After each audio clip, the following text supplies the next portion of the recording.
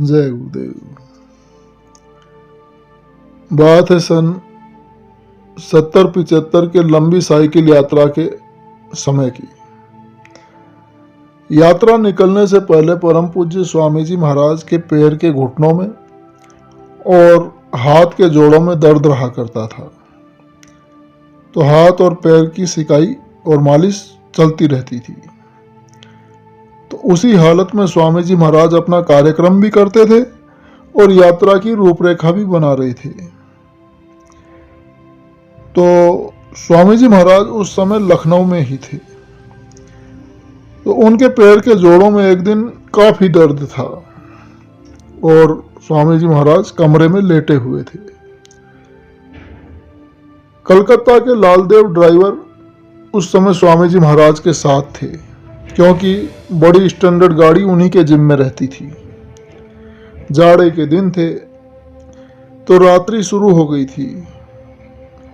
लालदेव ने स्वामी जी महाराज के घुटनों में मालिश की और स्वामी जी महाराज यात्रा की चर्चा कर रहे थे और लालदेव मालिश कर रहे थे। फिर सिकाई शुरू हुई और सरिता बहन जी भी वहीं थी और वे रुई गर्म करके दे रही थी और लालदेव सेक रहे थे। तो स्वामी जी महाराज यात्रा की रूपरेखा लेटे लेटे समझा रहे थे। तो एकाएक लालदेव ने घुटने पर रुई रखते हुए कहा कि महाराज जी, हम संसारी लोग तो अपने अपने कर्म भोग रहे हैं, जो अच्छा बुरा किया है, लेकिन महाराज आपको ये तकलीफ क्यों हुई? सवाल बड़ा ही अटपटा था। स्वामी जी महाराज सुनकर एकाएक झटके से उठकर बैठ गए और पैरों को समेट लिए।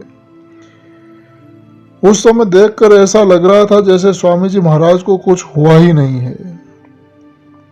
सब एकदम सन्न रह गए और ये सब देखकर लालदेव भी एकदम सन्नाटे में आ गए और जैसे कोई मूर्ति हो ऐसे खड़े रहे, मूर्तिवत।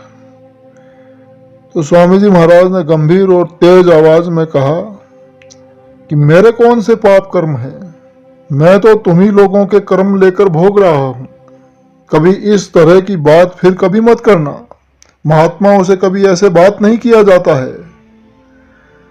लालदेव बेचारे हाथ जोड़े खड़े रहे और थर्राती आवाज में बोले कि महाराज माफ कर दीजिए, हम समझ न पाए, हमसे बड़ी गलती हुई है।